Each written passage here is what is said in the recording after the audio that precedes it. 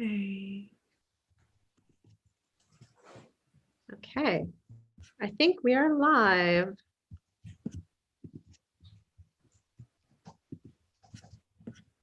We're just getting settled, everybody. We'll get started in just a second. Okay, cool. I think, let me just refresh my, oh, there we are. Oh, that's really strange. Okay. Okay, I think we are live. All right. Hi, everyone. We're just getting settled, everybody. We'll get started in just a second. Okay, cool. I think, let me That's just you. refresh my, oh, there we are. Oh, that's really strange. Okay. Okay, I think. All right.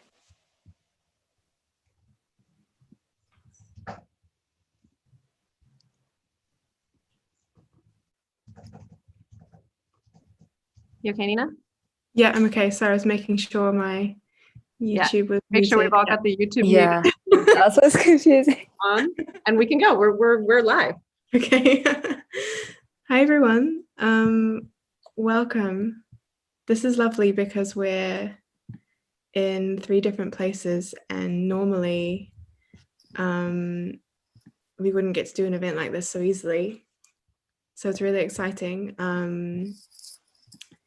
And so we've called the event Pathways into Nature Writing. And we're gonna do a bit of reading, and after that really just have a conversation between us. And also, if you all have any questions or if you just want to say hi, you can do that in the chat on YouTube. And at the end, if we have time, we're gonna answer some questions from you as well. And we're gonna keep this really, really chill, really relaxed, and just have a chat basically. So I think first we're gonna introduce each other. And also, I don't think I said that I am Nina, and hello. And also, Pratyusha will introduce me later. But yeah, first, Jessica, I think, is going to introduce Pratyusha. Okay. So yeah, over in the top left-hand corner of your screen, I don't know why I thought it would flip around, but in your screen, you'll see Pratyusha, who is an Indo-Swiss poet, based mostly in London, currently in Switzerland. Pratyusha is the author of Night Waters, which was published in 2018 by Zarf, and most recently, Bulbul Calling, which is a beautiful pamphlet of poetry that came out with Bitter Melon through Nina earlier this year. And Pratyusha is co-editor of Amber Flora, a really fantastic journal of eco-poetry. I first came across Pratyusha, we met once, and then I read her writing when she submitted it to the journal, to the Willow Herb. And I would say, in a nutshell, you would be hard pressed to find someone who writes more precisely sort of at this intersection of place and nature and language. So yeah, I'm really excited to be doing this tonight with Pratyusha. Well, that is so nice. That is such a nice introduction. Yeah, I'm just going to introduce Nina, who is there. So Nina is my amazing publisher, and I've just had such an amazing time working with her on Bitter Melon. So there were 2 books before mine. They were Jennifer Wong's and J.G. Ying's, and they were amazing as well. And Nina is a super talented poet and writer.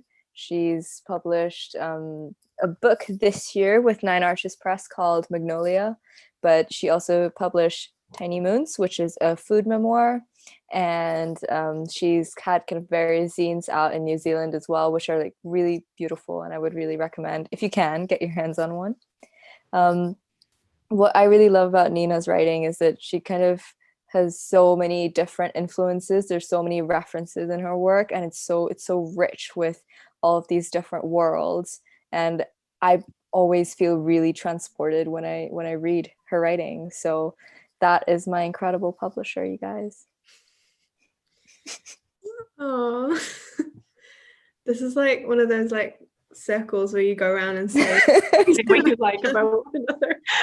The show and tell circle. Okay, so yeah, I'll introduce Jessica J. Lee. Jessica is a British, Canadian, Taiwanese writer and environmental historian living in Berlin, but soon to be back in London, which is very exciting for us.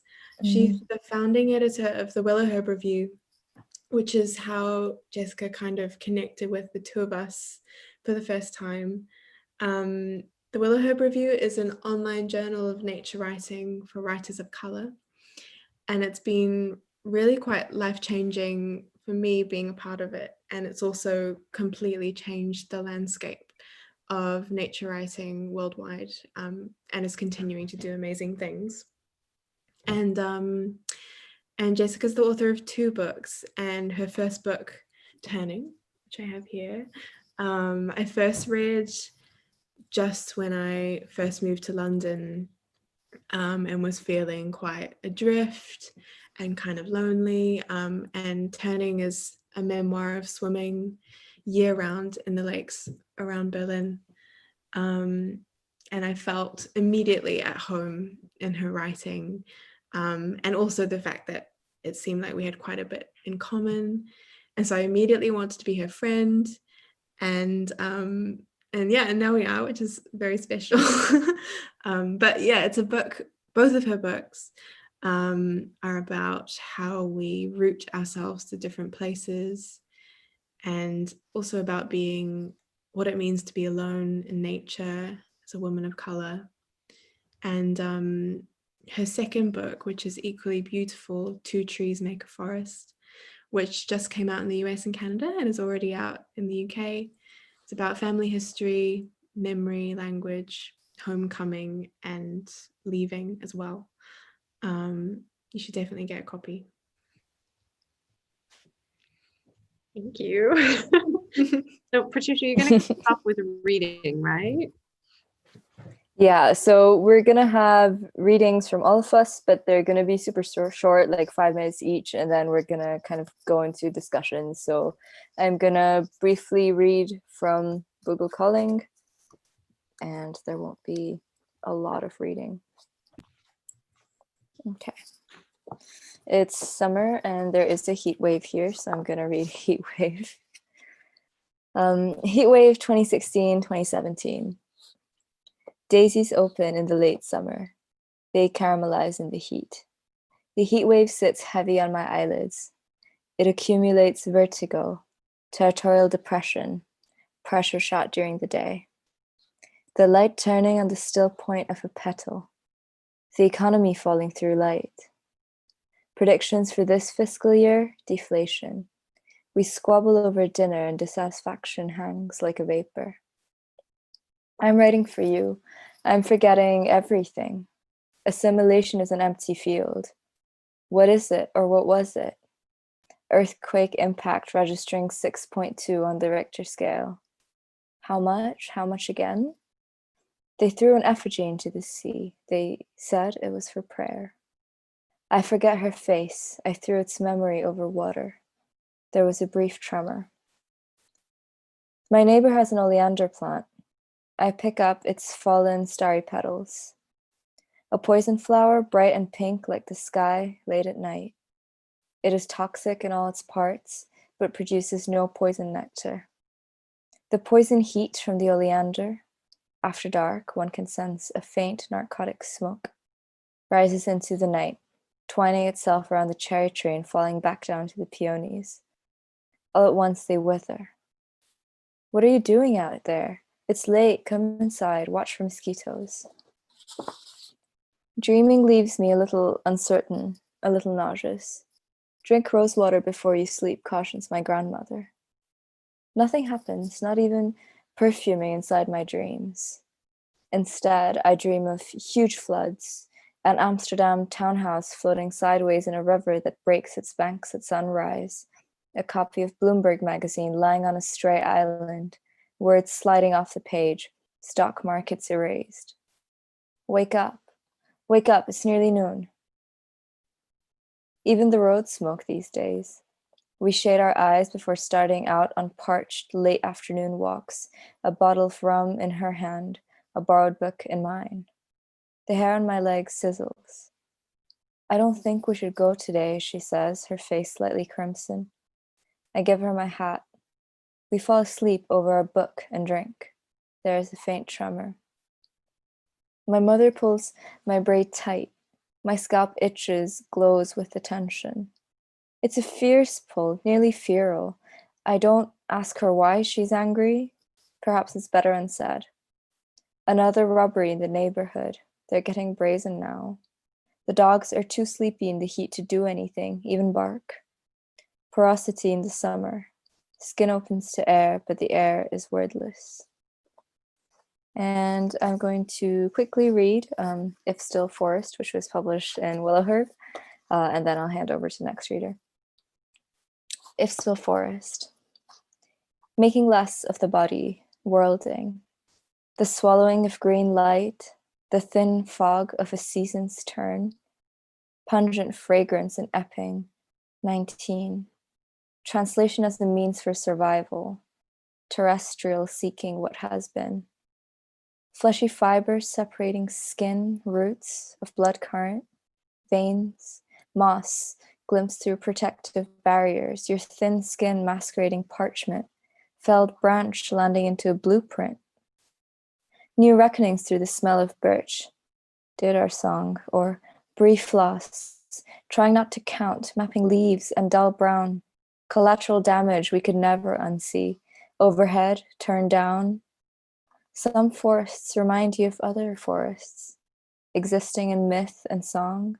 Remember the 13-year exile that the 5 brothers lived, and 2 women, hidden and lacquer painted, switched and mimicked. It was a kind of healing, perhaps, to live other lives. Shadowy endurance, I imagine tropical summers, yellow and hot, pouring through oak and pine. Sap remembers everything. Vernalization of negations and shrines. We could never think corporeal. Paddle down forest. Luminescent glimmer of presence. Cool lungs and a wren singing. Collapse into the familiarity of hand-holding. My dear, it is composing. Over to you. Oh, I love that poem so much. I'm reading next, right? That's what we agreed. Okay, cool. Apologies in advance if my dog makes noise. He's having his crazy time. It's his evening playtime, and I'm not playing with him. So, okay, I'm going to read a little bit from Two Trees. Beyond the landslides, where clouds tumble at the fringes of the Nungao Trail, the moss-damp forest grows thick. It progresses from the oaks and cypresses of the lower elevations to the perfumed air of hemlock and fir, banding in rings of forest around the slopes with our ascent. Every species has a stretched out quality, carpeting one another, reaching towards the thin light. Lichen grows from the exposed rock walls, blanketing the mountain with a bryophyte gleam, resting in shadow, awaiting rain. The mosses drape and hang on the trees too, shielding the Formosan flame crests that perch on the branches. As I walk farther, white pines begin to reach over the mountain's outcrops into the nothingness of sky, moving toward the veil of pale clouds that gathers in the valley between here and the peaks of Nungao Mountain, an ink-dark interruption on the bright horizon. Hiking groups divide along natural rhythms, the peak baggers racing ahead, hiking poles swinging with the regularity of their gait. I inevitably loll behind, far more interested in the minutiae of the ground than the goal of a distant crag. The trail cuts over reptilian ridges towards the sheltered side of Chilai, and I savor my slow pace. A fellow hiker, keen also to take time for photographs and the small glimpses only possible when one gets down on the ground to see a species at eye level, falls into step beside me. Christoph is from Munich, and though I haven't felt myself missing my home in Germany, I'm excited to salt our conversation with German words, feel their elongated shape in the back of my mouth, unlike Mandarin, which occupies my teeth and my lips. We chatter through the afternoon, bringing thoughts of literature and landscape poetry to the side of the mountain. He tells me of Kafka's story, The Great Wall of China, a story of empire, national identity, and the eponymous wall's construction, and of Taiwanese painters he's grown to love. a dramaturgy professor who spends every spare minute in the mountains. He's nearing the end of a lengthy sabbatical. The mountains have a hold on him, and he seems dejected about leaving. It's mid-conversation on an exposed stretch of trail when we both abruptly stop. A pocket of air smells of almonds and fresh-baked cakes, sweet and sugared. We instinctively look upward to a nearby flowering tree and press our noses to it with disappointment. It smells of nothing, and we realize with one step forward and one step back, the perfume disappears. I look at the side of the trail, but there's little but packed soil. Frustrated, I turn to the ditch near the precipice and see a scattered range of herbs and shrubs, one patch of red-green leaves starred with tiny white inflorescences.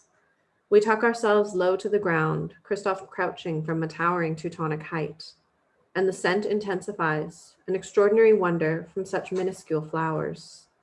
We each take a photograph, wondering what the plant might be, but it will take weeks before I track it down and match the scent to its flower, Persicaria chinensis, also called creeping smartweed or Chinese knotweed. Its tiny blooms have the look of rice. Indeed, in Taiwan, one of its common names is rice smartweed, scattered amid the green carpet of the hillside. Native to Taiwan and Southeast Asia, it tends towards ditches near villages and the slopes of tea farms in the lower hills. When it has sought foreign shores, the vine has been labeled invasive. But here, in the upper reaches of its home range, it is a thing of beauty. Sweetened by its breath, I'm carried upward toward the tree line. I will stop there. Thank you. Thanks, both of you. It's lovely to hear you read, as always. So I'm going to read a brand new poem, which is about the YouTube celebrity Li Ziqi. I got a bit obsessed with reading the comments on her videos as well as watching the videos, but the comments are kind of crazy. So some lines from this poem are comments. Crystal clear, pure, fresh. These indoor hours contract, expand. Her on-screen garden swells, shimmers. Spring rain dampens the quiet city. Her garden warps time. Frost melts, alliums open. Her moon is made of curds. Her channel is like crystal clear and pure fresh water of YouTube. One day I opened the window. One day I heard the sound of a recording of wind. Peas sprout in the lightly time-lapsed moonlight. I cupped the shocked seedling in my hands, a coarse blade on the skin of a lemon, a salt-encrusted heart. She pulls the bright curled peel away. I could live forever in this video, in the cloud garden where there are no men. That was a brand new one. This is my lockdown poem. I'll read now an excerpt from an essay that was first published in Ache magazine sometime this year. Yeah, it was this year. And yeah, it's going to be in my book that'll be coming out next year, Small Bodies of Water. This is called The Language of Waves. I'm in a gelato shop with friends, in pain, trying to stay upright, when a man I don't know very well makes a racist joke. He's not speaking directly to me, but to the group of which I'm a part. The pain, which had become cool and soft while I sat still, licking my ice cream, surges invisibly. There's a wave somewhere inside my body. I look him in the eye and then I have to look away, up at the white pergola covered in plastic vines and pink azaleas. It's hard to work out what to say, partly because of the wave, and partly because the man's small children are present. It's easiest for me to talk about pain using the language of waves. Deep water waves are composed of multiple waves in different wavelengths, formed in deep bodies of water where there are no shorelines. The energy force that propels them is wind. The pain is the color of raspberry sorbet, which is the color of the inside of a person's mouth. The first time I felt this pain, I was 16. I lay on my bed, unable to move except to curl and uncurl my body at regular intervals. Sweat was getting into my eyes. The lilac paint color of my bedroom walls seemed to be melting off the ceiling and evaporating into faint pinkish clouds. Inside that lilac-colored mist, time was an unknown thing. The pain dissolved slowly, like lightning strikes getting further and further away. Eventually, you can only see the tops of clouds lighting up in the distance, with no sound. When waves break, they break in 4 distinct ways, by spilling, plunging, surging, or collapsing. For 3 to 4 days each month, it feels like my body is composed only of these different types of breaking waves. Today, I am a combination of plunging and collapsing. The crest of a collapsing wave does not completely break, but dissolves into white water.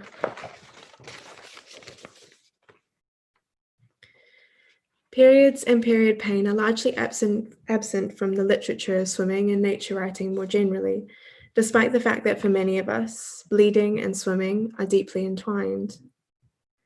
A few writers have written frankly on the subject. In Wild, Cheryl Strayed famously describes inserting her menstrual sponge on the Pacific Crest Trail. In the novel, The Word for Woman is Wilderness, by Abby Andrews, the main character, Erin, often experiences period pain while on a journey across the Arctic. My womb felt like it is full of acid and lined with tar, she says. Later, she empties the contents of her moon cup out onto the ice sheet. I'm going to stop there. Nice image to stop. Thank you, Nina. Those are incredible. We're going to jump into some questions, and we sort of devised a couple questions that we wanted to ask of each other all together. And the first of them was sort of where we see ourselves fitting into nature writing and what it means to us when we say nature writing. Does either of you want to tackle that first? I can. Yeah.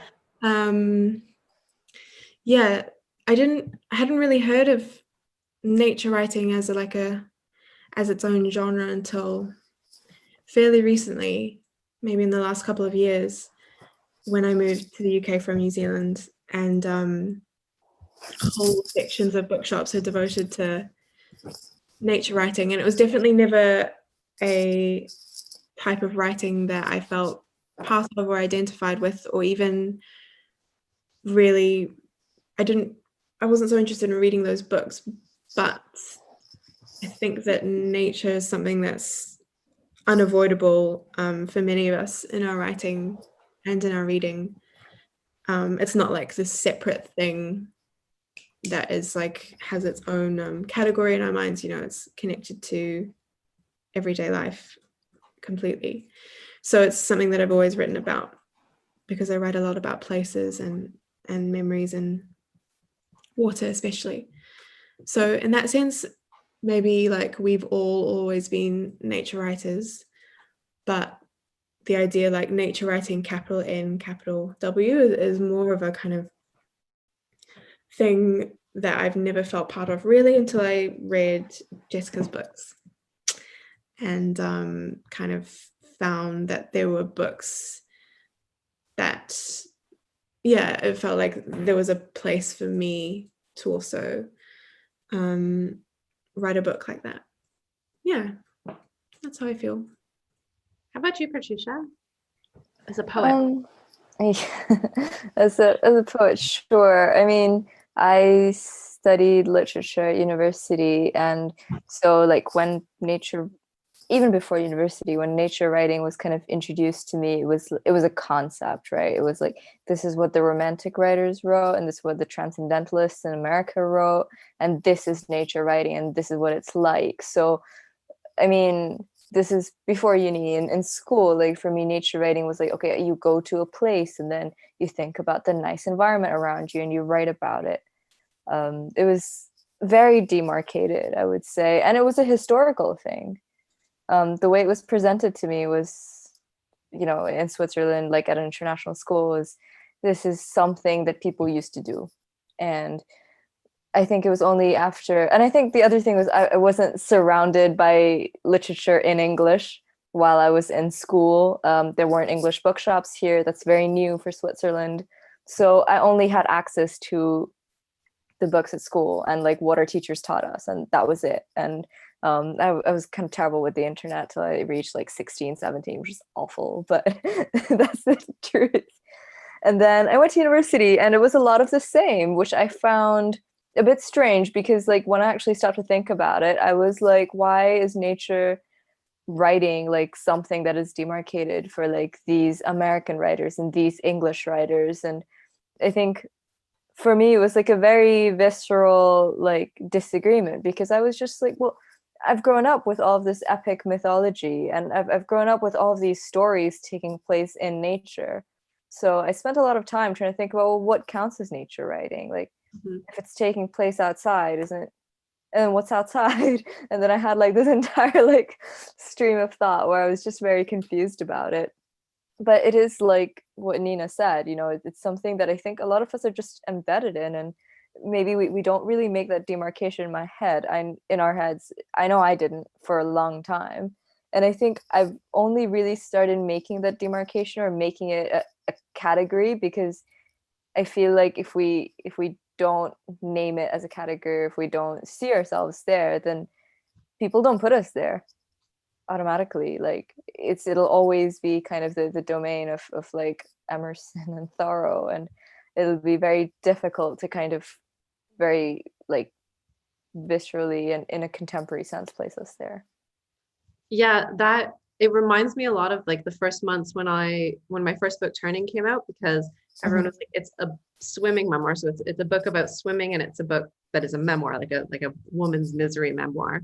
And I was really I felt at the time like really like no, that's the wrong spot. Like I remember I went into Foyles one day, and it was in the basement in the sports section under swimming, which that book would, like, you would know is the worst possible place you could put that book. And I remember thinking at the time, like, no, this is why I like actually need to assert this somewhat, because otherwise it's going to be missed over. But I don't know, because I have a background in environmental humanities, in studying like environmental traditions, which means I ended up, you know, I think being aware of nature writing as a very distinct genre for many, many years before I was doing this work myself. I feel like I came like backwards, like from academia into, and from like more critical work into actually trying to just like write a beautiful sentence for the sake of writing a beautiful sentence, which is not something you get a lot of permission to do in academia.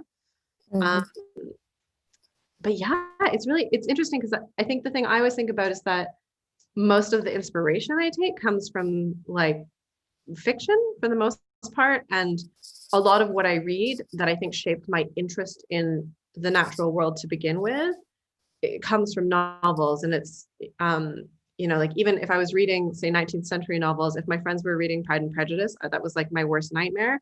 But I was like, I'll read Wuthering Heights all day long just so I can, you know, read the landscape descriptions. And I think that's, you know, like any piece of writing has a setting that is connected to the natural world. So I feel like we can draw from so much in that regard. Yeah. We had a quick question here from our list, which was how you sort of got into this, where you are now as writers. And I don't know if this is something maybe either of you feels like you can touch on in terms of just the specific sort of path into doing the work that you're doing. Yeah, I can start off. I think maybe I also like Pratyusha, studied literature and in New Zealand, and then I, instead of trying to like find a job with an English degree, I did a master's in creative writing. And well, I'd gotten into writing poetry in my last year of uni, and then I did the creative writing master's in poetry. So I still am, I think, mostly see myself as a poet. And that year gave me the chance to like put a whole chunk of dedicated time into one project, which was focused on poetry and biography. And then that gave me a lot of confidence and made me feel part of some kind of writing community. And so that was really valuable, but not that I think that a master's in poetry is necessary to become a poet at all. It just gave me a space for reading and serious writing. And since then, I don't know, I guess I've been constantly reading and working on new things. And for a long time, I've been into zine making, which has given me a really fun outlet for experimentation and practicing with like practical physical objects, making books, binding books as well. And so for the past couple of years, I've been like working part-time in a day job and then writing part-time as well. And I feel incredibly lucky to be able to do that at the moment. But it's all shifting, changing all the time at the moment. So yeah, and I write essays too, forgot to say that. So I do both. Anyway, enough about me.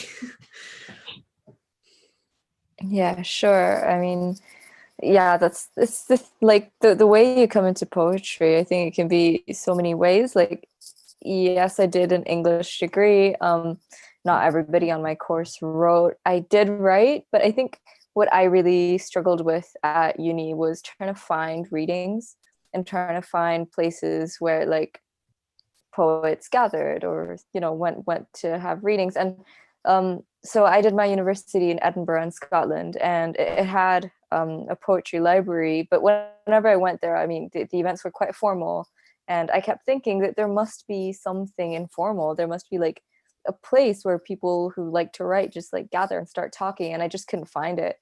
And then I realized significantly later that that's because nobody really reached out to undergrads like that, and also because like the scene in terms of non-white writers was completely non-existent. Like there was just nobody.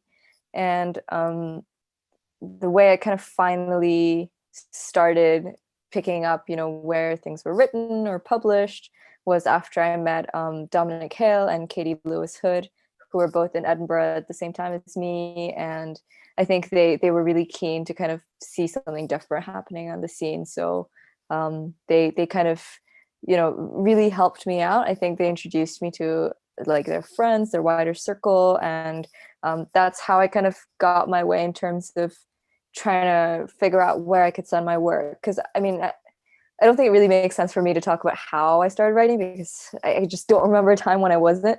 But that was the first time that I really thought about how am I going to formalize this, or how is there going to be a process, or how do I kind of get my work out there?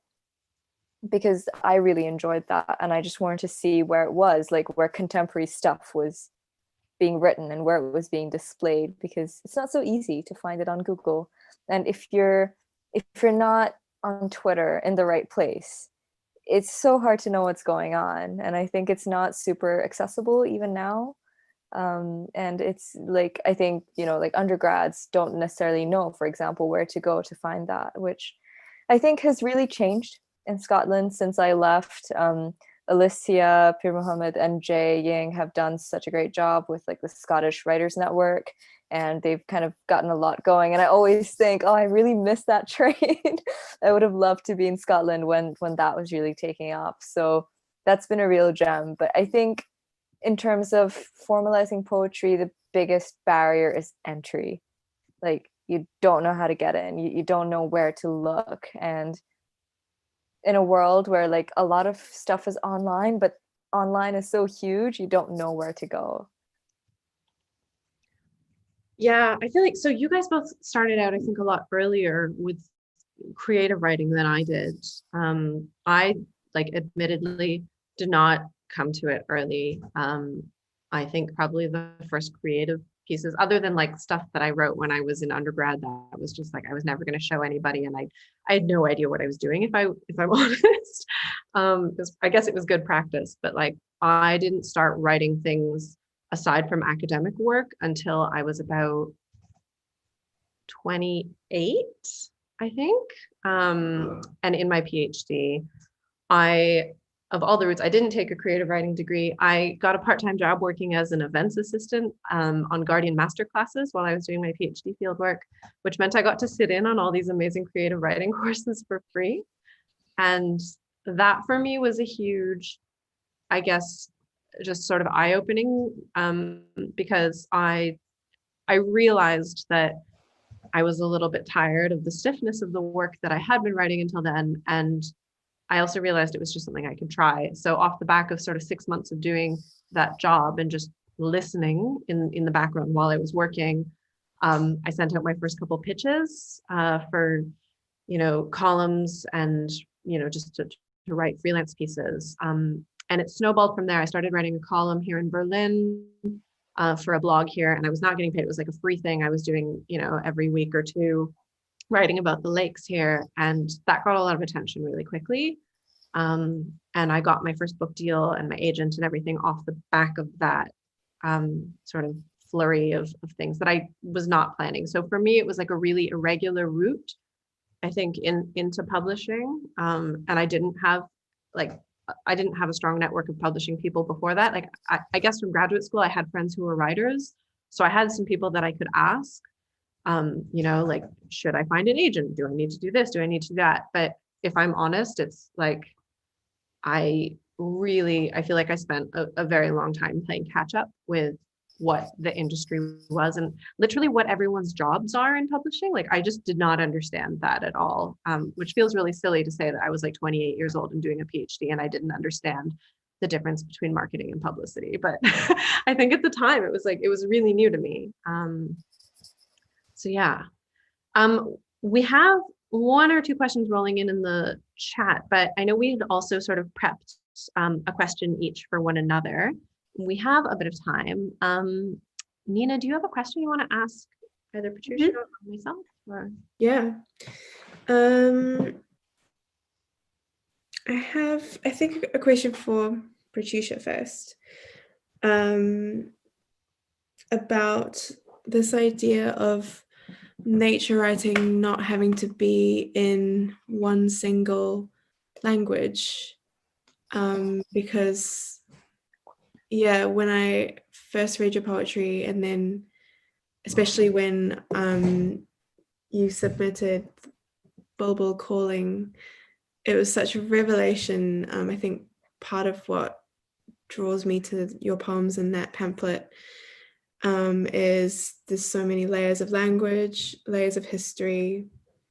I was wondering if when you write about places in the natural world, are you drawn to a particular language, or you're very comfortable moving between different languages? Mm-hmm.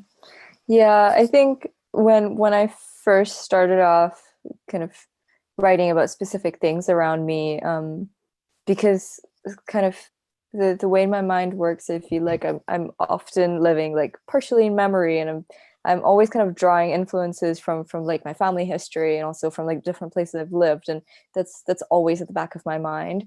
So at first it started off as, well, I don't know that tree's name in English, or I don't know a word for that kind of weather, or how would you describe this festival or this season in English. And it started off that way because I was just like, well, you can't translate this. I don't really know how to translate it, so I'll just use it. And then after a while, I was just like, well, it's not like I think about nature in like one language. That's not what comes naturally to me. And so I ended up deciding that I'll just write in different languages. And a lot of people don't really like having a gloss when they write in different languages, but I really enjoy that because I think it can like you can really play around with language when you provide like glosses and stuff in your writing. So I really enjoyed that. And I think also just going off of that one question in the chat about like how nature writing has a legacy of positioning women or people of color as objects in nature. I think that's something that language can disrupt very quickly, because if, for example, like my mother is Tamil, I write sometimes in Tamil, like I use like specific words, so that kind of brings this idea of people of color as part of nature, it just completely disrupts that, because you know we're writing with our own voice, we're not really letting anyone speak for us, and we do occupy different spaces in terms of language as well. So that was something that I just wanted to bring forward, and also because it's natural to me. I speak different languages, I dream in different languages, so I just thought it made sense for that to come through in my poetry. Yeah, amazing, thank you. It makes me think of how it feels like in the UK at the moment. I know neither of you right now are in the UK, but you're like publishing and doing events here and stuff. It feels like there's so many books that are coming out and there's an appetite for them that are really about like Britain and British landscapes, you know, with the Wainwright Prize, right? That's for British nature writing, but so many of us just don't fit into that category. And that really excites me. Like, I love that there's more of us who just don't don't qualify for that. But yeah, it's for those of us who grown up in different places or speak lots of languages, it's never gonna fit into that category. And that's cool. Pick our own category. Nina, you just answered the question that I had written down for you, actually. I had written down, like, I wanted to know why it was really important to you to interweave the many places that you do in every sort of single space of the text. And I think you just answered that, if I'm honest. I can talk a little more about it, maybe, because I've been thinking about how to do that with the form of the essay. Because I've been thinking a lot about, to me, how essays maybe are more like poems in the way that they're like flexible, or I try to make them flexible. Like I try to shape them in the same way that I might shape a poem, and I think about how they work visually, and I'm very often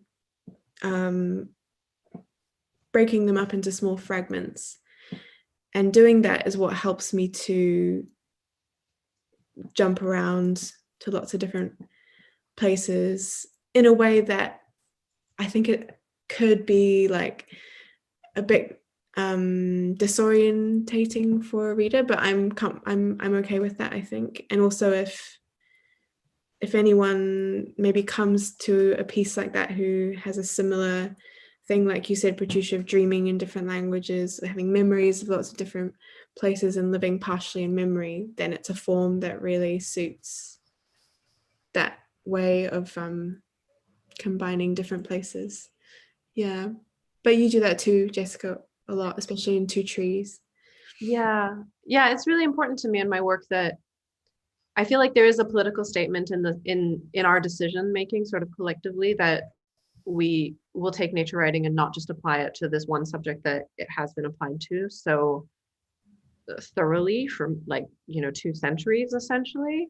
Not to say I wouldn't write about Britain or I wouldn't write about North America in those ways, but that they feel to me like, I don't know, it doesn't feel as rich to me as a space at the moment. I don't feel as inspired, but also I don't know. I don't necessarily know if I have much more to contribute to that discussion. But for me, and I think this is, this also speaks to the question in the chat about authorial voice and sort of positioning women and people of color.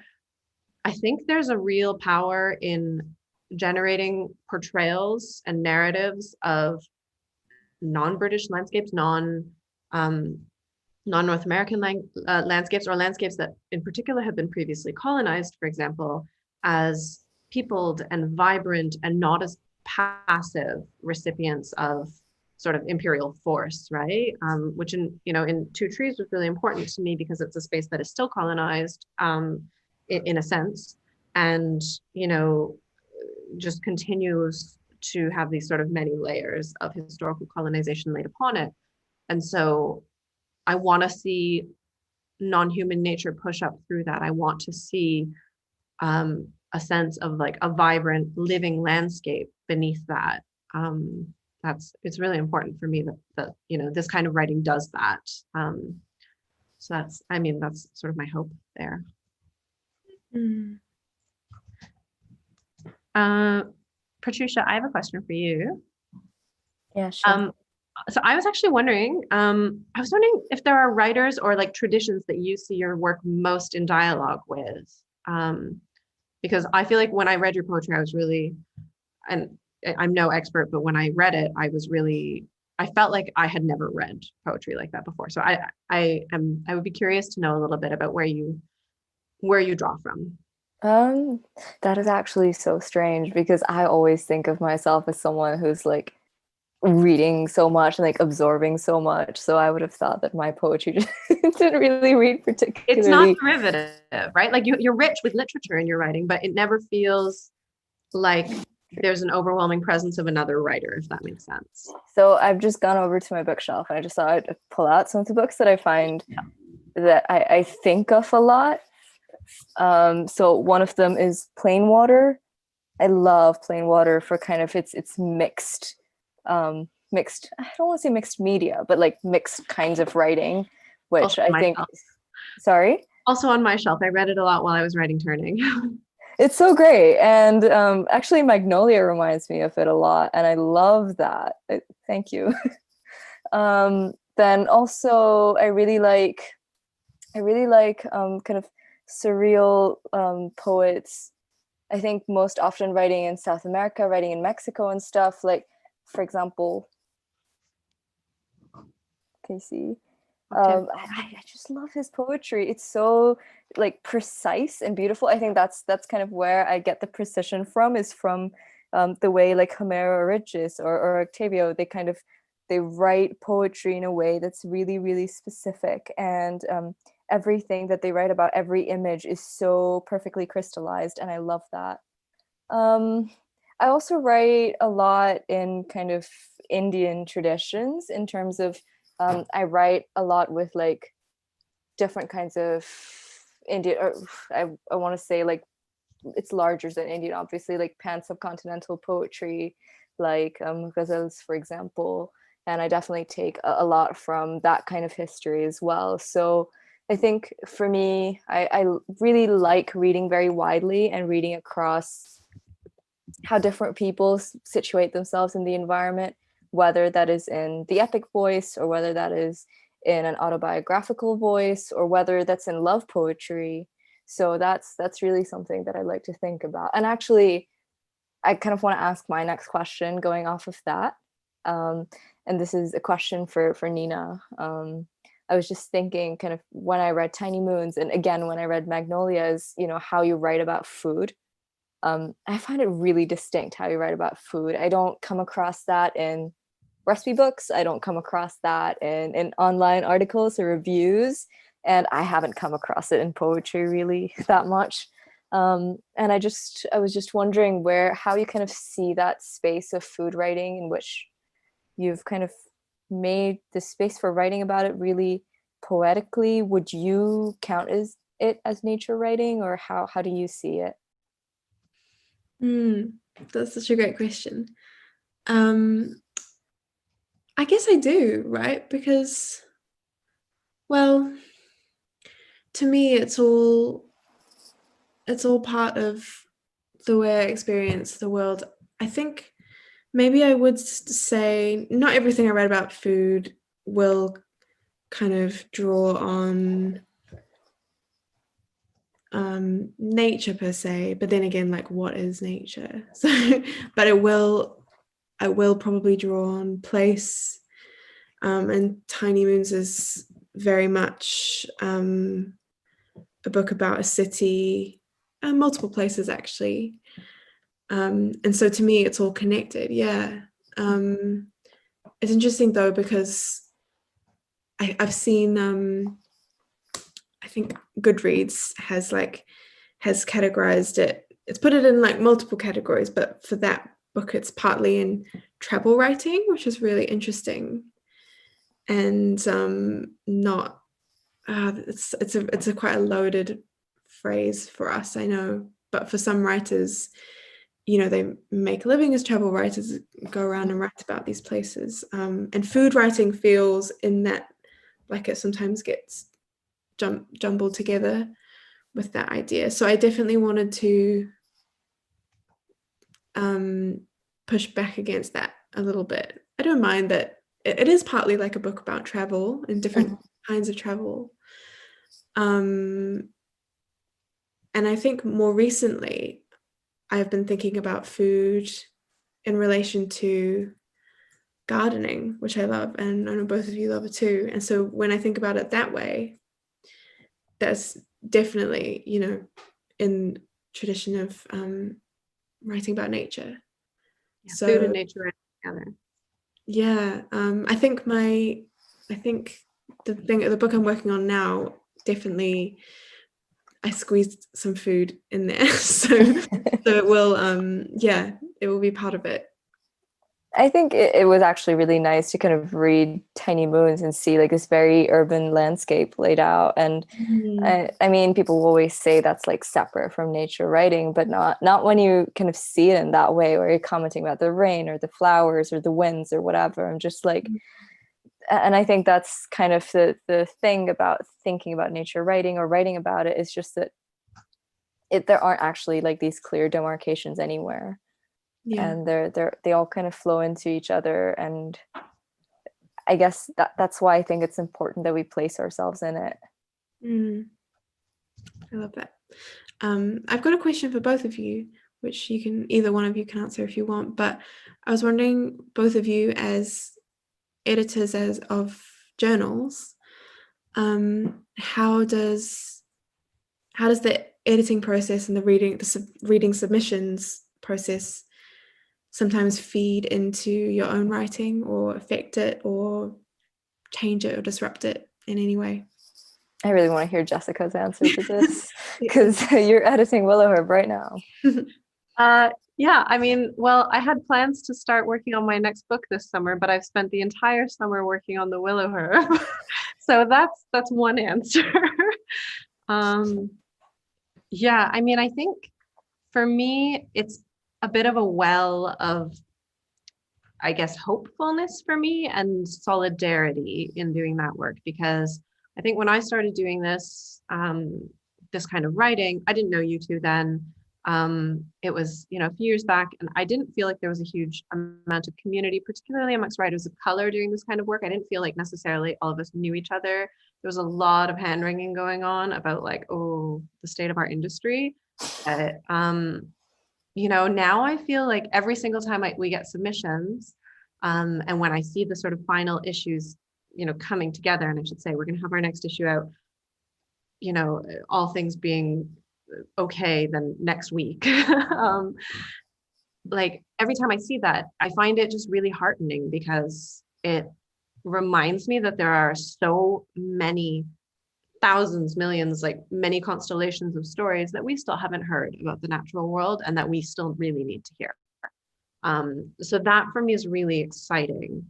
And then, yeah, on a more practical level, it's just like, wow, it takes a lot of time, but I love doing it, right? Like, I think the challenge now is just learning how to balance it with my own writing. And I've said this to you guys yesterday also, and I feel like this is every conversation I have with people right now. It's like, I'm going to learn how to set boundaries around work and not work so much. But I don't know how feasible that is. And if I'm honest, the Willowherb is like, it's such a source of, I guess, just hope for me, that I wouldn't really want to scale it back in any format. Yeah, I think it's incredible, like how much you're able to do with Willowherb, and it kind of really is its own thing. Like Willowherb is so unique in this space. I mean, Amber Flora is similar to it, but I still think Willowherb is totally unique. I love it. Well, I also feel like, because I never set out for the Willowherb to be a poetry journal, And I was like, I guess if people submit poetry, we'll consider it. And then we got so much poetry. And I think I mentioned this to you guys before, like we get more poetry than we get anything else, which I feel like deeply ill-equipped to work with. But, it's been really exciting for me to also see, I think, this pushing against what writers think nature writing might be. And we keep it really broad. We say nature, place, and environment. You could be writing about the city. You could be writing about the subway. You could be writing about all sorts of things. We're really, we want it to be open. But from my standpoint, I really love seeing the sort of pushing against genre that we sometimes get film, that we sometimes get like all manner of different formats, because I think they all have something to offer us in terms of this kind of narrative and storytelling.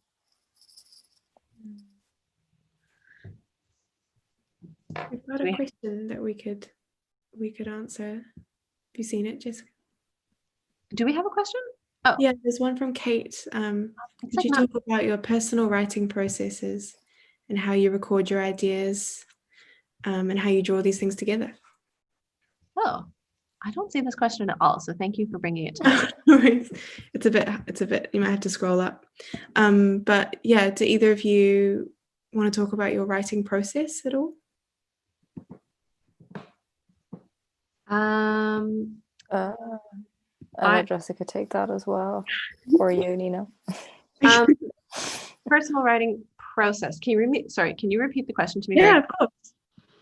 Could you talk about your personal writing processes and how you record your ideas and thoughts for writing and how you draw these things together?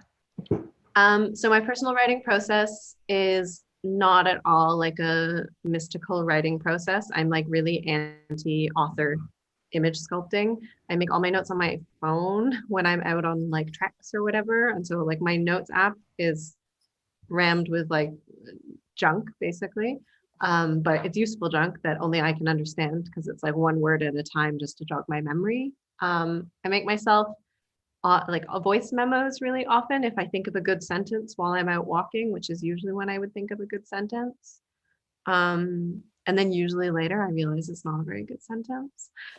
And then, yeah, the process for me, like, I think I work in a sort of scattered way. I like to write out like a full like first person from the time I leave the house to the time I get home run through of like a journey that I've taken. That's something I really like to do in great detail, and then scale it back. And I quite like then weaving in research. So I usually do a bit of research before I go out into the field and write, come back and write that journey. And then I will go to the library and I will research and just like pull fragments that resonate. And it could be that it's like directly related to a place, or it could be a theme. It could be a word that I pick up on that I want to weave in. So I don't know, I guess it's a little bit like when you're quilting and you start with like, you have all of your patches, but you have to stitch them together and then they get sewn into like a bigger thing. Is that how quilting works? That is sort of how I work, perhaps you might say. How about you guys? I'm really curious about this. Yeah, it's I'm trying to like remember how to write a poem. I have a journal, but I don't like keep a regular journal, but I just like write notes. I write like lists and stuff, or words or things I've seen, and I mostly do use my notes app and my phone to do that as well. And then I think if I have a kind of idea, something that I want to write about, whether in a poem or an essay, I would usually make some kind of very loose like outline, particularly for an essay, and then go in and fill in the blanks. And if it's something that requires a bit of research, which I don't do that often, I really don't really like research, but the book I'm working on, there is a little bit of it, and I tend to do that as I go, which is probably the wrong way to do it, but that's fine. Yeah, it kind of works. Yeah, I think at the moment that's what I'm doing. The notebook is where I write things for the first time, and I will sometimes go back and some of it won't make sense, and some of it might. Pratyusha, what about you? I think my process is really chaotic, and you really shouldn't call it a process at all. This is really embarrassing to admit, but like the Willowher poem, If Still Forest, was written the night of the deadline. Like literally 10 minutes before I sent it in. I was like, okay, I'm gonna go out, I'm gonna drink some water, I'm gonna come back, look at it once again, and then send it. And that is my approach to a lot of my stuff. It's like if there's a deadline like here, I'll be writing here. Which is really bad, but it makes me super productive. And yeah, I do all of what, sorry? I've become like that. Actually, I've realized like over time, that's why I'm like, also. Me too. Go back to your former state. I write on my laptop for the most part. Sometimes I take notes in a book, but I don't have like these lovely lightning strikes of inspiration, which I would love to have on walks or whatever. Instead, I just write and then I just like think for like 10 minutes and hope that something nice pops into my head. So yeah, my process doesn't really exist. And I know we're quite close to finishing. So there was just like one more question on this chat about whether inspiration from nature is a conscious decision. I think we touched on that a little bit earlier, but I would just say that I think we see ourselves so embedded with an environment, and I think that is what we naturally notice. Like that's what we think of, that's what we talk about or dream of, and that's what we're commenting on all the time. So I think it's semi-conscious, but it's also something that is so inherent to us that we can't help but write about it. Yeah. Do we have time to squeeze in this very last question before we finish, which is from Verity? Eco-poetry was mentioned. How do you describe the difference between eco-poetry and nature writing, and how you feel being human in with part of nature? I'm going to defer that to the poet. I've always I think Pratyusha will know more than me, but like I've always found the eco-poetry label kind of similarly a bit hard to get my head around as the nature writing label, because like I've always written poems that maybe like about trees or about the ocean or something like that. But eco poetry seems to be something different. I don't even know if I would know how to describe it, other than it does seem to have the more concerned with loss and poetry as some kind of vehicle for change. Yeah, which is a big thing that we haven't talked about yet. But yeah, I think the way I would describe it is that I think of eco poetry as like a more formalized genre. Like I think of it as something a little more specific than nature writing, which kind of, as Jessica said, like it touches on so many different aspects and it can encompass so many different kinds of writing. It can encompass essays, it can encompass film and so on. Eco poetry, it's almost academic as a term. It really like distills a certain, I don't want to say a certain kind of writing, but maybe a certain path, again, like of very much kind of concerning itself with immediate surroundings. And when I wrote my undergraduate and then my postgraduate dissertation, both of them were about eco poetry. And I think, again, it's going back to what I said earlier, is that I really wanted to disrupt this idea of like eco poetry, which is normally quite anglicized. Eco poetry recently belonged to English people or Anglo people who kind of wrote within romantic and transcendental traditions. So they're writing now, but they were writing with that kind of history in mind. So when I started writing about eco-poetics academically, it was really important to me to show that it's way beyond that as a genre, and it doesn't need to be restricted to this very anglicized reading. So I ended up writing about Craig Santos Perez, and I ended up writing about Eunice Andrada and kind of lots of poets who are writing in different parts of the Pacific and stuff, and showing that eco-poetics as a formal genre, as well as a more casual nature writing genre, can grow and should grow to expand and include a lot more. I feel like that is like a great summary of everything we've talked about, which is like tradition matters in the sense of having community and a publishing sort of career in a way, and from like a business standpoint, sometimes from the standpoint of situating your work, but also that all of us are kind of here to bust up that tradition a little bit. Exactly. Yeah. All right. I think we should probably wrap up, let people go enjoy the rest of their evenings. Can I thank both of you for doing this, and also Well, myself? thank you. This has been so great. Okay. And yeah, thank you everybody for joining us. And we hope you enjoy the rest of your evening. So we'll sign off now.